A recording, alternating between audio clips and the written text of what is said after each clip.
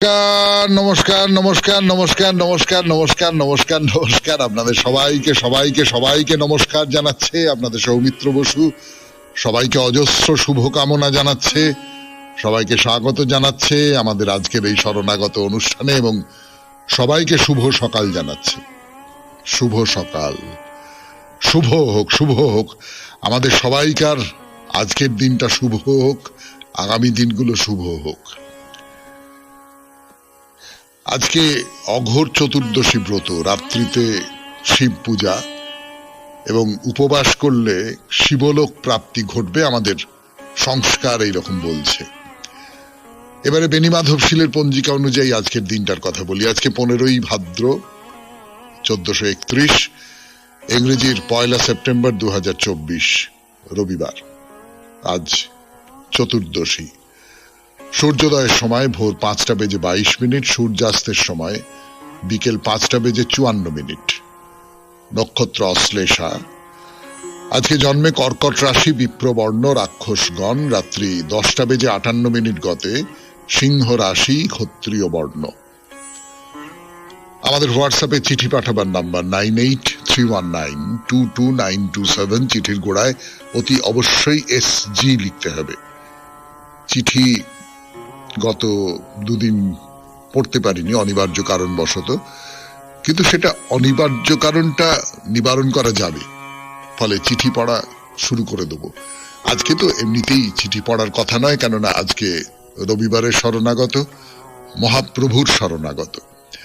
তো সেই মহাপ্রভুর শরণাগতে গত রবিবার যতটা পর্যন্ত বলেছিলাম তার একটা আভাস দিয়ে আপনাদের। মহাপ্রভু মথুরায় এসেছেন। মথুরায় এসে একজন ব্রাহ্মণের সঙ্গে তার যোগাযোগ হয়েছে, সেই ব্রাহ্মণ তার আশ্রয়ে থেকেছেন। মহাপ্রভুও ব্রাহ্মণের আশ্রয়ে আছেন।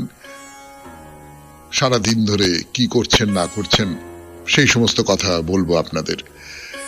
তাহলে এখন একটু গান শুনি 92.7 বিগ FM শরণাগত অনুষ্ঠানে, তারপর মহাপ্রভুর কথা। মথুরায় মহাপ্রভু। আমি আজকে এলাম 92.7 বিগ FM শরণাগত অনুষ্ঠান শুনছেন আপনারা। আমি আছি আপনাদের সঙ্গে, আপনাদের সৌমিত্র বসু। রবিবারের শরণাগত, মহাপ্রভুর শরণাগত। তো মহাপ্রভু তো মহানন্দে আছেন মথুরা এসে। মথুরা কৃষ্ণের লীলাভূমি, সেই মথুরা। মহাপ্রভু যে কৃষ্ণকে জীবনের সারাৎসার বলে মনে করেছেন, সেই কৃষ্ণের মথুরা তো সারাদিন ধরে নৃত্য গীত করছেন। এদিকে যা হয় তার খ্যাতির খবর চারদিকে ছড়িয়ে পড়েছে। কত মানুষ সব তিনি যেখানে আছেন তার বাইরে এসে দাঁড়িয়ে রয়েছেন। একবার দর্শন করবেন, একবার দর্শন করবেন, একটিবার তোকে দেখবেন, এইরকম করে। আর মহাপ্রভু মাঝে মাঝে ঘর থেকে বেরিয়ে আসেন, বেরিয়ে এসে হরিবোল হরিবোল হরিবোল হরিবোল বলে দুহাত তুলে নৃত্য কীর্তন করেন। আর সব ভক্তরাও তার সঙ্গে দুহাত তুলে নৃত্য করেন। ভক্তি রত্নাকরে বলছে যে আইলা অসংখ্য লোক প্রভুর দর্শনে, সবে মহামত্ত হইল শ্রীনাম কীর্তনে। সবার নেত্রেতে অশ্রু ঝরে অনিবার, ব্রজেন্দ্র নন্দন জ্ঞান হইল সবার। এইরকম একটা অবস্থা, মানে মাতোয়ারা অবস্থা যাকে বলে। তো এই যে যমুনার পাড়টা হচ্ছে আধখানা চাঁদের মতো, ওই অর্ধচন্দ্রাকৃতি বেঁকে গেছে। হ্যাঁ, আর তার তীরে তীরে 24টা ঘাট আছে। এই 24টা ঘাটই হচ্ছে একেবারে যাকে বলে পরম তীর্থ। তো সে যে ব্রাহ্মণ যিনি মহাপ্রভু শরণ নিয়েছিলেন, তিনি তো মহাপ্রভুকে বললেন যে আসুন আমি আপনাকে দেখাই মথুরার এই ঘাটগুলো দেখাই, পরম পবিত্র এই সমস্ত ঘাট। মহাপ্রভুকে নিয়ে প্রত্যেকটা ঘাট ঘুরে ঘুরে ঘুরে ঘুরে ঘুরে ঘুরে দেখছেন, আর প্রত্যেকটা ঘাটে মহাপ্রভু স্নান করছেন। প্রত্যেকটা ঘাটে পবিত্র জল, পবিত্র ঘাট। মহাপ্রভু যেন একবারে সমস্ত শরীর দিয়ে এই যে মহিমা, এই যে পুণ্য, সেইটাকে নিজের ভেতরে সঞ্চারিত করে দিতে চাইছেন।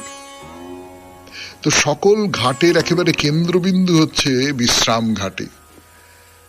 তার উত্তরে দশাশ্বমেধ ঘাট পর্যন্ত 12টা, আর দক্ষিণে মোক্ষতীর্থ ঘাট পর্যন্ত 12টা ঘাট আছে। ঠিক মাঝখানের যে ঘাটটা, সেই মাঝখানের ঘাটটা হচ্ছে বিশ্রাম ঘাট। মহাপ্রভু ঘাটগুলো দর্শন করছেন। 92.7 বিগ এফএম এ শরণাগত অনুষ্ঠানে শুনছেন মহাপ্রভুর মথুরা ভ্রমণের কাহিনী। আমি আছি আপনাদের সঙ্গে, আপনাদের সৌমিত্র বসু। ফিরে আসছি গানের পর।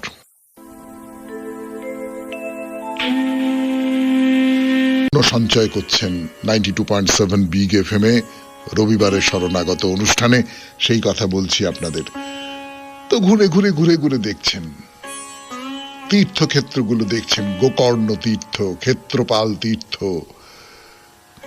ধ্রুবঘাটে স্নান দর্শন সেরে ব্রাহ্মণের সঙ্গে মথুরা ছেড়ে বৃন্দাবনের দিকে যাচ্ছেন। এইবার আপনাদের একটা গল্প বলি। পুরাণে বলছে, ব্রহ্মবৈবর্ত পুরাণে, যে সত্যযুগের রাজা ছিলেন কেদার। কেদারের মেয়ের নাম হলো বৃন্দা। বৃন্দা কমলার অংশস্বরূপা ছিলেন, তপস্বিনী, এবং যোগশাস্ত্র খুব ভালো জানতেন।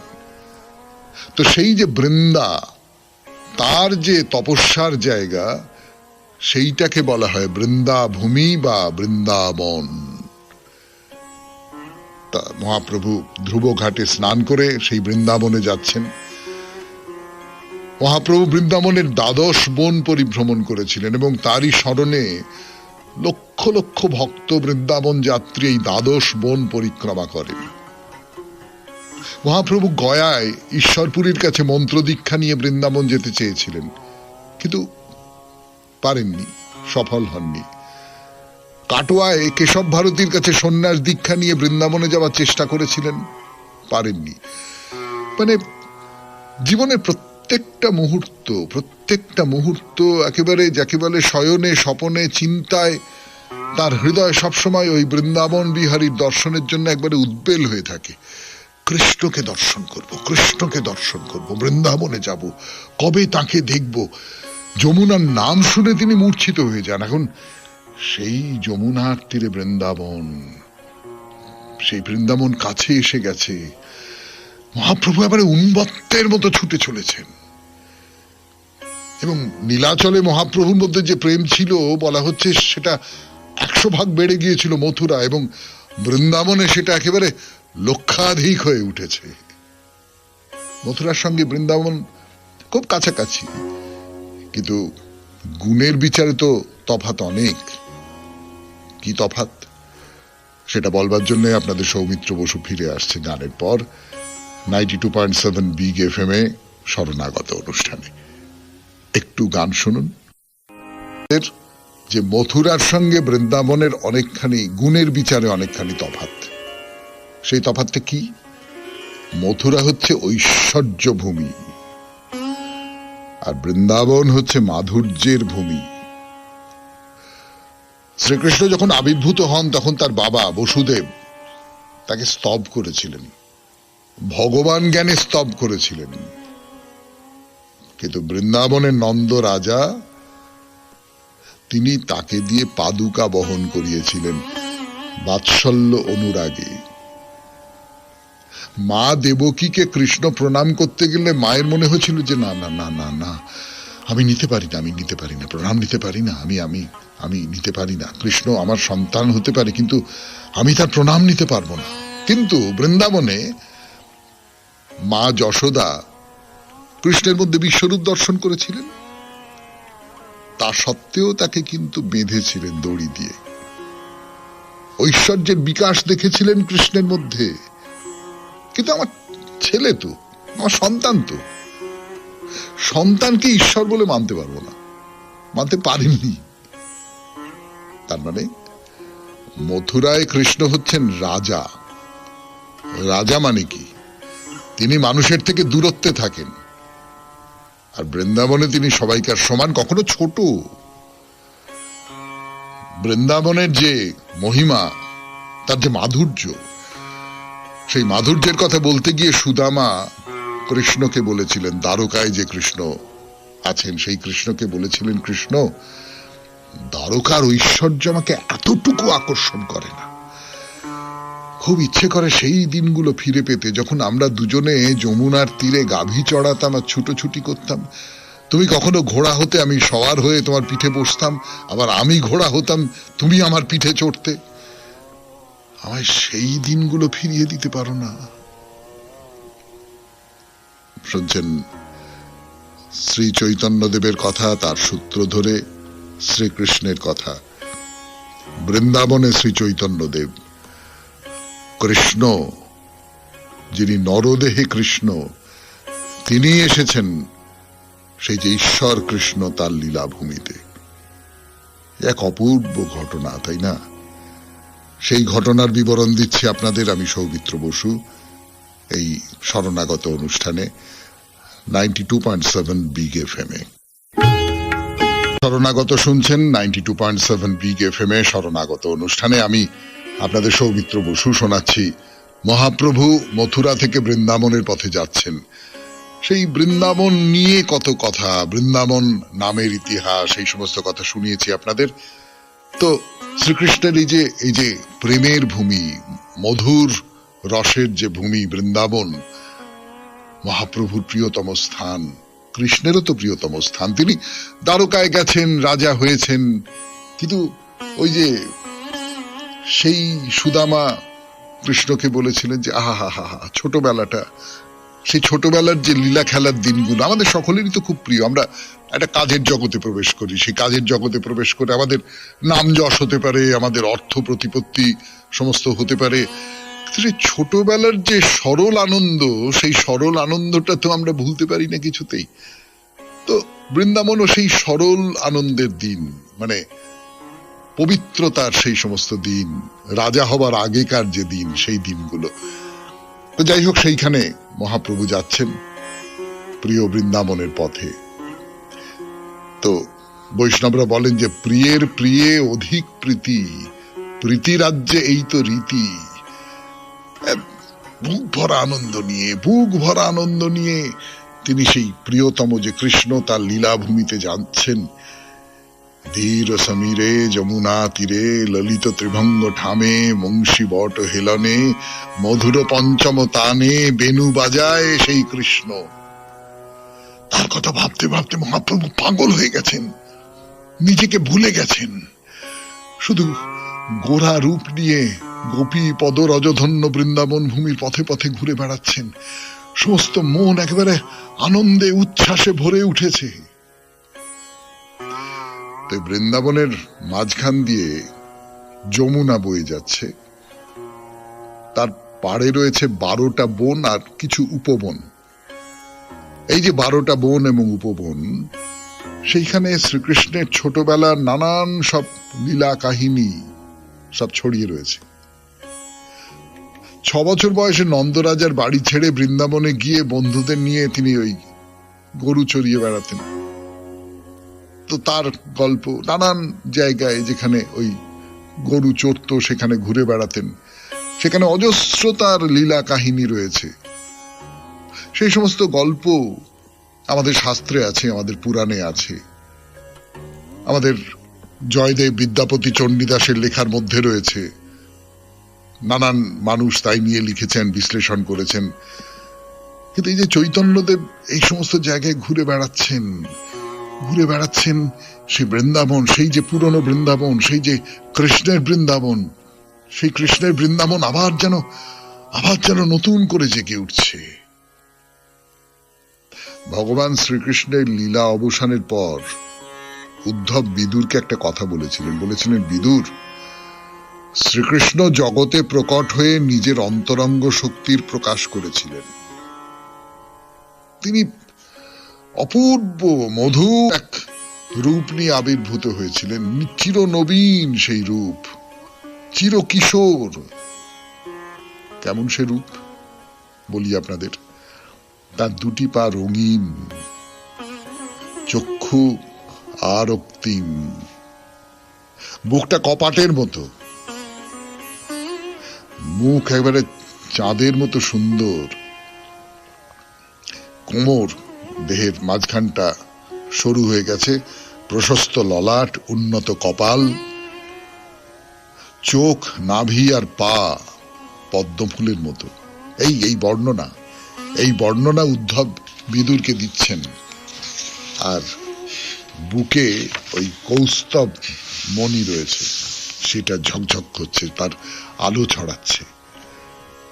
তো সেই ভগবানের লীলার অবসান হয়েছে যখন জরার বাণে শ্রীকৃষ্ণ মারা গেলেন। তখন উদ্ধব বলছেন যে এই কৃষ্ণ, এই হলো কৃষ্ণের রূপ। তো সেই রূপের যে কৃষ্ণ, তার যে লীলাক্ষেত্র বৃন্দাবন, সেইখানে মহাপ্রভু এসেছেন। 92.7 বিগ এফএম এ শরণাগত অনুষ্ঠানে সেই কথা বলছি আপনাদের। ফিরে আসছি গানের পর। এলাম 92.7 বিগ এফএম এ শরণাগত অনুষ্ঠানে। রবিবারের শরণাগত, মহাপ্রভু শরণাগত। মহাপ্রভু এখন বৃন্দাবনে। তো মহাপ্রভু সঙ্গী ব্রাহ্মণকে নিয়ে মথুরার দিক থেকে বন পরিক্রমা শুরু করেছিলেন। এই নানান বনের কথা বলেছি আপনাদের একটু আগেই, গানের আগে। প্রত্যেকটা বনই খুব সুন্দর, মনোরম এবং পশুচারণের উপযুক্ত ক্ষেত্র। আর প্রত্যেকটা বনের সঙ্গেই ওই কৃষ্ণ বলরামের যে ছোটবেলার নানান লীলা, তার স্মৃতি জড়িত হয়ে আছে। তা মহাপ্রভু একটা ওই চারণ ক্ষেত্রের মধ্যে দিয়ে যাচ্ছেন, যেখানে গরু ঘাস খায়, সেসব জায়গা দিয়ে যাচ্ছেন। হঠাৎ দেখলেন যে একদল গাভী এবার হাম্বা হাম্বা হাম্বা হাম্বা করতে করতে তার চারপাশ ঘিরে দাঁড়িয়েছে। কেউ তার মুখের দিকে তাকিয়ে রয়েছে, কেউ আবার গায়ে চাটছে। মহাপ্রভু প্রেমে উৎফুল্ল হয়ে উঠলেন। গাভীরা কেন এসেছে? গাভীরা তো তার মধ্যে কৃষ্ণকে দেখেছে। সেই কৃষ্ণকে দেখে গাভীরা তাকে ঘিরে ধরেছে। পশু তো, পশুদের একটা অন্যরকমের ইনস্টিংক্ট থাকে, সেই জায়গা থেকে তারা মহাপ্রভুকে কৃষ্ণ বলে চিনতে পেরেছে। তো তাড়াতাড়ি রাখাল বালকেরা এসে কোন ক্রমে তাদের ফিরিয়ে নিয়ে গেল। তো মধুর স্বরে কৃষ্ণ নাম করতে করতে এগিয়ে চলেছেন মহাপ্রভু। তো সেই কণ্ঠস্বর শুনে হরিণ হরিণী তার কাছে এসে মুখের দিকে তাকিয়ে কি যেন বলতে চাইছে, তাদের চোখে জল। তো মহাপ্রভু তাদের গলা জড়িয়ে ধরে আদর করলেন, তারও চোখে জল। বনের পথ ধরে হাঁটছেন হাঁটছেন হাঁটছেন, কত গাছপালা, কত লতা, কত ফুল। আম গাছে সবে মুকুল এসেছে, তার গন্ধ চারপাশে। মহাপ্রভুর প্রেমে যেন সবাই একেবারে পুলকিত হয়ে উঠেছে। তিনিও সেই সমস্ত গাছ, সেই গাছের কাছে গিয়ে তাদের আলিঙ্গন দিচ্ছেন। হ্যাঁ, তার চোখ দিয়ে অশ্রু গড়াচ্ছে, সমস্ত শরীর কাঁপছে পুলকে, প্রেমে শরীর একেবারে অস্থির হয়ে উঠেছে। আর বলছেন কৃষ্ণ বলো, কৃষ্ণ বলো, কৃষ্ণ বলো, কৃষ্ণ বলো গো। আবার এগিয়ে যাচ্ছেন। পথে ময়ূরীর দল এসে দাঁড়িয়েছে, তাদের গলা নীল রঙের। সেইটা দেখে কৃষ্ণের কথা মনে পড়ছে মহাপ্রভুর। মূর্ছিত হয়ে পড়লেন, কাঁটার ঝোপের উপর পড়েছিলেন। সমস্ত দেহ ক্ষতবিক্ষত হয়ে গেছে, রক্তাক্ত হয়ে গেছে। বলভদ্র তো হতবুদ্ধি হয়ে পড়েছেন। সঙ্গী যে ব্রাহ্মণ ছিলেন তাকে সুস্থ করবার জন্য নানান রকম চেষ্টা করছেন। নদী থেকে জল নিয়ে এসে গায়ে ছিটিয়ে দিচ্ছেন। তো মহাপ্রভুর যে বহির্বাস, সেইটা দিয়ে হাওয়া করছেন। আর বলভদ্র পাশে বসে বসে কৃষ্ণ কৃষ্ণ কৃষ্ণ কৃষ্ণ কৃষ্ণ কৃষ্ণ কৃষ্ণ কৃষ্ণ। মহাপ্রভুর জ্ঞান ফিরল। ফিরে কৃষ্ণ কৃষ্ণ কৃষ্ণ কৃষ্ণ কৃষ্ণ বলে মাটিতে গড়াগড়ি দিচ্ছেন। মনে হচ্ছে তিনি যেন রাধা, তিনি যেন রাধা। তিনি প্রেমে অর্ধবাহ্য দশায় আবার ডুবে যাচ্ছেন, আবার সুস্থ হয়ে উঠছেন। এইরকম একটা অবস্থায় তিনি মধুবনে গেলেন। মধুবন, রামায়ণের যে মধুপুরী, সেইটাই হচ্ছে এই মধুবন। ভগবান শ্রীকৃষ্ণ এখানে মধু দৈত্যকে বধ করেছিলেন। তো সেই মধুবন দেখলেন। মধুবন থেকে তাল গাছে ঘেরা তাল বনে গেলেন, যেখানে ভগবান ওই কৃষ্ণ বলরামের সঙ্গে মিশে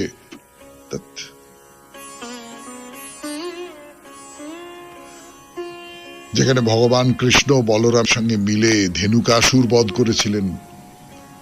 সেখান থেকে কুমুদ বনে গেলেন। কুমুদ বন। সেও কৃষ্ণের স্মৃতি বিজড়িত। তার কথা দিয়েই শেষ করব আজকের রবিবারের শরণাগত। গানের পর ফিরে আসছি সেই কুমুদ বনের কথায়। 92.7 বিগ এফএম এ শরণাগত অনুষ্ঠান শুনছেন। 92.7 বিগ এফএম এ শরণাগত অনুষ্ঠান। এই যে শিল্পীর যে কাজ, সেই শিল্পীর কাজ কিছুতেই উষা দেবীর মনোমতো হচ্ছে না, বারবার বলছেন এবং শেষ পর্যন্ত বলছেন যে না, কখনো সেটা ওই রকম করে হয় না, হতে পারে না। শিল্পীর দিক থেকে আমার একটা কথা বলবার আছে। শিল্পী তো খানিকটা তার নিজের মনকে মেশাবেন, তিনি যা তৈরি করছেন তাতে তো মেশাবেন। শিল্পীর কাজ কি হুবহু বাস্তবের মতো হয়? দেখতে হবে যে শিল্পী যে কাজটা করছেন সেই কাজ কোনোভাবে ওই যে মূর্তিটা তৈরি করছেন তাকে অসম্মান করছে কিনা। এখানে একটা কথা বলি আপনাদের। খুব সম্প্রতি একটা ঘটনা ঘটেছে। আমি নাটকের মানুষ, সেই হিসেবে আমি ঘটনাটার কথা জানি এবং আপনাদের বলতে ইচ্ছে করছে। সেটা হলো আমাদের নাটকের জগতের খুবই একজন প্রবীণ মানুষ, অনেক বয়স তার, 80 বছর পার হয়ে গেছে, চন্দন সেন। তিনি একটি নাটক লিখেছিলেন চৈতন্যদেব সম্পর্কে এবং কৌশিক চট্টোপাধ্যায়, তিনি তরুণ কিন্তু খুব সম্ভাবনাময় নির্দেশক। তিনি সেই নাটকের প্রযোজনা করেছেন চৈতন্যদেবকে নিয়ে এবং প্রচুর মানুষ একসঙ্গে সম্মিলিতভাবে সেই নাটকে কাজ করছেন, অভিনয় করছেন, অন্যান্য কাজ করছেন। সেই নাটকটি নবদ্বীপে অভিনয় হবার কথা ছিল। নবদ্বীপের যারা বৈষ্ণব পণ্ডিত সমাজ তারা বাধা দিয়েছেন, বাধা দিয়ে বলেছেন যে না, এই নাটকে নাকি এইরকম একটা কথা বলা হয়েছে যে লক্ষ্মীপ্রিয়া দেবী, মানে শ্রী চৈতন্যদেবের প্রথমা স্ত্রী, সেই লক্ষ্মীপ্রিয়া দেবীকে সচিমাতা কাজীর সহায়তায় হত্যা করিয়েছিলেন, এরকম কথা চিঠিতে লেখা আছে। ফলে এই নাটক করতে দেব না। তো আমি খবরটা শুনে চন্দন সেনকে ফোন করলাম, করে বললাম আপনি এই সমস্ত কি লিখেছেন, এ কি? তো চন্দনদা আমাকে খুব স্নেহ করেন, আমাকে বললেন যে না না না, আমি এই সমস্ত কোনো কথা লিখিনি। ওরা যেটা লিখেছে এবং লিখে নাটকটা বন্ধ করে দিয়েছে, ওরা নাটকটা দেখেনি, ওরা জানেই না যে এই সমস্ত কোনো কথা নেই। আমি লক্ষ্মীপ্রিয়াকে নিয়ে বেশ খানিকটা জায়গা করেছি, লক্ষ্মীপ্রিয়াকে আমি একটা মর্যাদা দিয়েছি আমার নাটকের মধ্যে। সে তো দিতেই পারি, হ্যাঁ সে তো দিতেই পারে। লক্ষ্মীপ্রিয়াকে অমর্যাদা দেবার মতন তো কিছু ঘটনা নেই। কিন্তু এই যে না জেনে একজন শিল্পীর কাজ, সেই শিল্পীর কাজটার প্রতি সশ্রদ্ধ থেকে উষাদেবী তো এই শিল্পীর কাজটা দেখেছিলেন, দেখে তার মনে হয়েছিল যে সমস্ত অতৃপ্তির কথা, এই যে না দেখেই এই নবদ্বীপের বৈষ্ণব সমাজ মন্তব্য করলেন এবং কাজটাকে আটকে দিলেন। আমার নিজের কোথাও মনে হচ্ছে এই অসহিষ্ণুতা, আজকের দিনের এই যে অসহিষ্ণুতা, এই অসহিষ্ণুতা কোথাও মহাপ্রভুকে অসম্মানই করে। যাই হোক, আমরা আমাদের যে আলোচ্য বিষয়, সেই আলোচ্য বিষয়ে ফিরে আসি। এই যে তিনটে মূর্তি দেখে উষাদেবীর মনে হয়েছিল যে না, এটা ঠিক হচ্ছে না, এই জায়গাটা হচ্ছে না। এই তিনটে মূর্তি গোবিন্দ, গোপীনাথ, মদনমোহন, এই তিন নাম দিয়ে মথুরা মণ্ডলে স্থাপিত হয়েছিল। গোবিন্দের মুখ, গোপীনাথের বক্ষস্থল আর মদনমোহনের শ্রীচরণ, এই তিনটে যদি একসঙ্গে আপনি মনের মধ্যে গেঁথে নিতে পারেন, তাহলে আপনি যথার্থ কৃষ্ণরূপ দর্শন করতে পারবেন। তো এই শ্রী চৈতন্য মহাপ্রভুর প্রেরণায় শ্রীরূপ গোস্বামী বৃন্দাবনের গোমাটিলায়, গোবিন্দদেব শ্রী সনাতন গোস্বামী মথুরার এক গৃহ থেকে মদনমোহন এবং মধু পণ্ডিত বংশীবটের ধারে গোপীনাথ প্রকট করে তাদের প্রতিষ্ঠা করেছিলেন।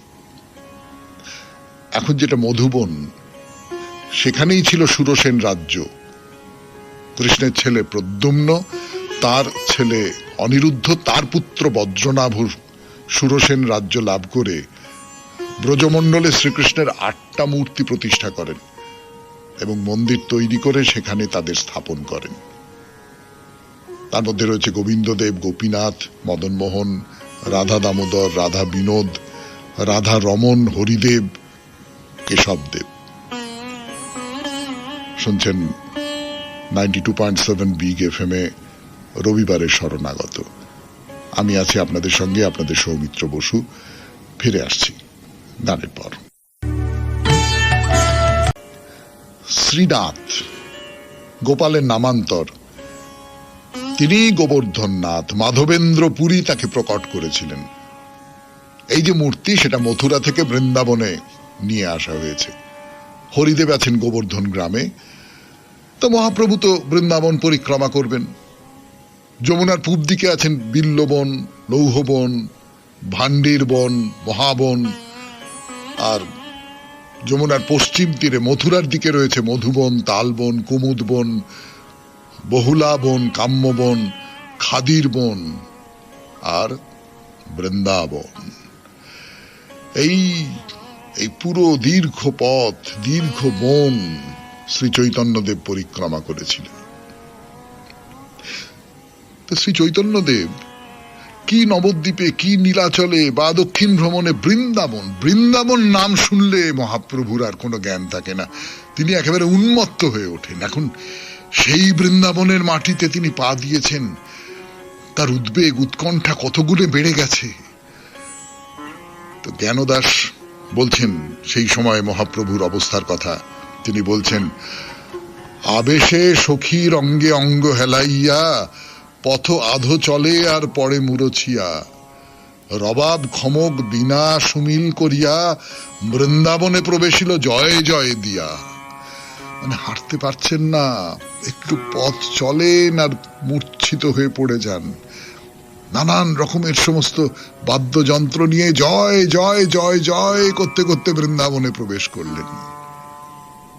মথুরা ভূমি ছেড়ে ব্রজভূমিতে প্রবেশ করেই ভাবের মূর্ছনায় মাটিতে পড়ে গড়াগড়ি যাচ্ছেন আর মুখে বলছেন, কাহা কানু, কাহা কানু, কৃষ্ণ কোথায়, কৃষ্ণ কোথায়, কৃষ্ণ কোথায়।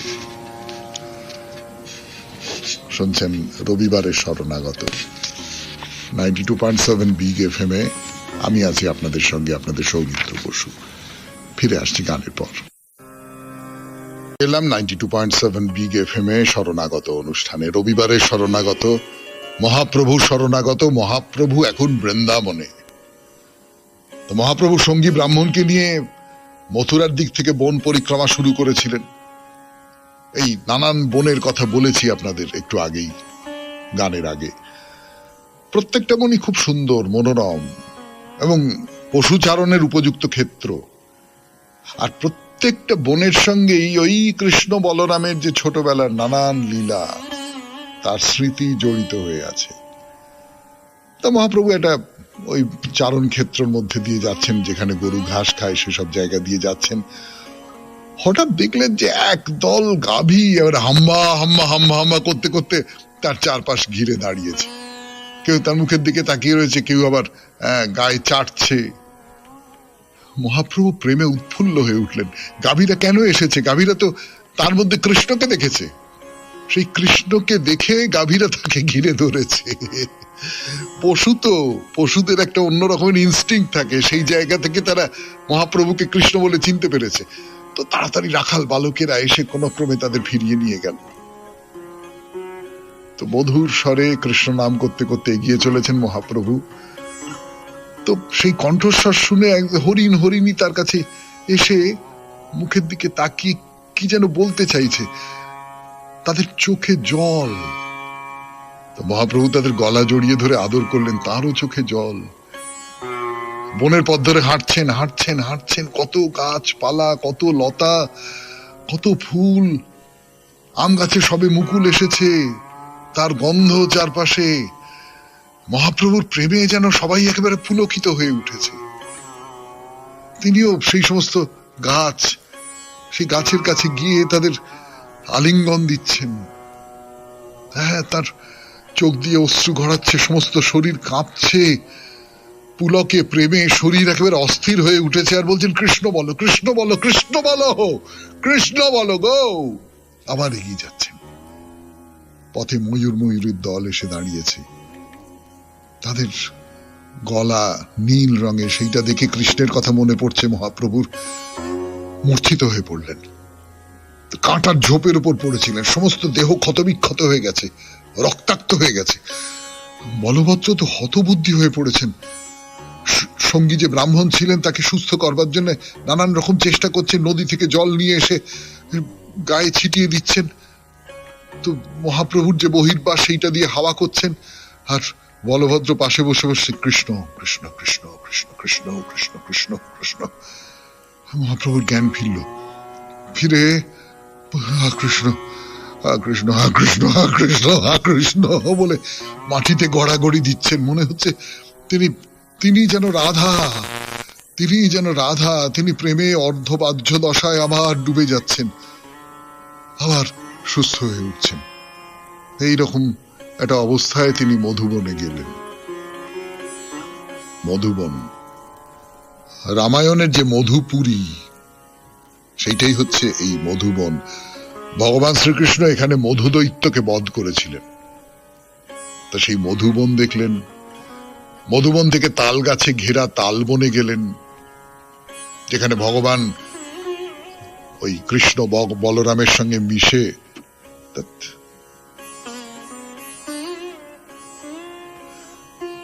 যেখানে ভগবান কৃষ্ণ বলরাম সঙ্গে মিলে ধেনুকাসুর বধ করেছিলেন।